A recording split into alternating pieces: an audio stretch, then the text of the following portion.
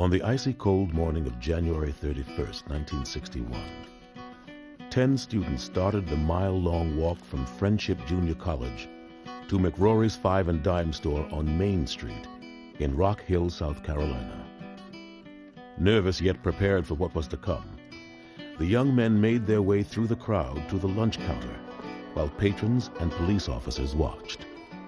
I had this nervous itching in my stomach, and I know it came from fear. You know, they call it butterflies, but I call it fear.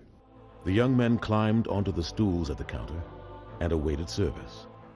Within seconds, police officers yanked each of them from their seats as the surrounding crowd yelled and taunted them. They grabbed me up by the seat of my pants and my shoulder and carried me out the back door.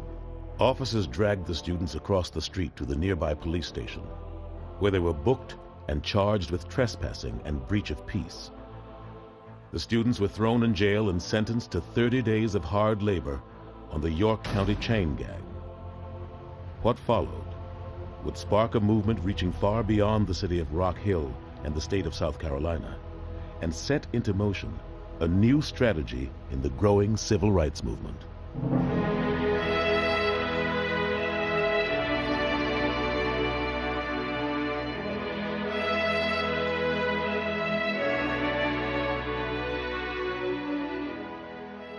In those days, Rock Hill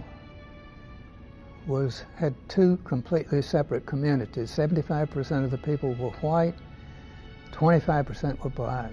The white people ran everything. The city council was white, the school board was white. During the 1950s and 60s, Rock Hill, South Carolina was a thriving mill town with a population of almost 30,000. Located 30 miles south of Charlotte, it was known as the gateway to the Carolinas. Like most of the segregated South, the small city was divided into two separate worlds, one black, one white. The blacks who lived within the city limits stayed in Boyd Hill, Flint Hill, Crawford Road, and the Blackstreet area. The whites lived spread out through the rest of the community. There's a lot of tension in the city of Rock Hill as it relates to black and white relationships. We had segregated components of black people spread out in Rock Hill, and you better stay in one of those areas or risk the chance of being rocked or bat sticks, whatever, shot at. You know, you're talking about a war zone, you know, and I know, you know, they say wonderful things about Rock Hill now, but Rock Hill was pretty much a war zone back in the day. If Rock Hill was a war zone, the most pivotal battle was February 12th, 1960, for months leading up to that day.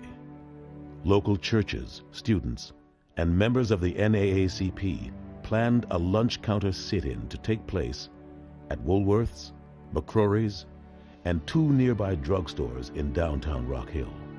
As the clock struck 11 a.m., over 100 blacks filled the lunch counters and demanded to be served. Angry white mobs protested in the streets, and police struggled to maintain the peace. Instead of serving the blacks, the lunch counters chose to shut down, deny service to everyone, and remove their stools. Forcing the Five and Dime stores to temporarily close their counters gave blacks a small taste of victory and momentum toward the ultimate goal, desegregation. Leading the Rock Hill movement was a minister named Reverend Cecil Ivory. Ivory was young, ambitious, well-educated, and intent on using nonviolent tactics to defeat segregation. I think the idea that Reverend Cecil Ivory was a modern-day Martin Luther King for Rock Hill is valid. He was at the forefront of organizing the African-American community in Rock Hill. Reverend Cecil Ivory arrived in Rock Hill in 1948 with his wife and 3 young children to accept an invitation to pastor Herman Presbyterian Church. Early on, Reverend Ivory showed his commitment to civil rights. He joined the Committee for the Promotion of Human Rights and the NAACP, where he would also serve as president until his death. As a freedom fighter, Reverend Ivory won his first major victory in 1956. After a young woman was denied a seat on the Rock Hill City bus, he masterminded a boycott that eventually drove the bus company out of business. Yet Reverend Ivory's lasting legacy was his commitment to counseling and supporting the young freedom fighters in Rock Hill, mainly Friendship College students. At the very start of the sit-in movement, young men and women of Friendship Junior College began picketing and demonstrating. Reverend Ivory was their strength, counseling them and teaching them nonviolent tactics.